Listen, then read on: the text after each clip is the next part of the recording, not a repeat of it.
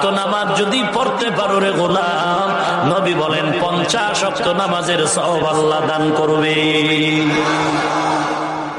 এশার নামাজ বা জামাত আদায় করে যদি কেউ ঘুমায়, আবার ঘুম থেকে উঠে যদি ফজরের নামাজ আদায় করে নাও, সারা রাত ঘুমানোটাও ইবাদতের পাল্লায় দেওয়া হবে। মকুন সুসতি নামাজে পাঞ্জাগানা ফাওয়াইলুল লিল মুসাল্লিন আল্লাযীনা মুমিনারা ইনামাজে ইমদাদ দা ইস্তাঈনু আয়াতে কুরআন বাখা আয়াতে কদ আফলাহা ইয়াদকুম গৌরকুন্দর মানি আজদিল সাদিকুন।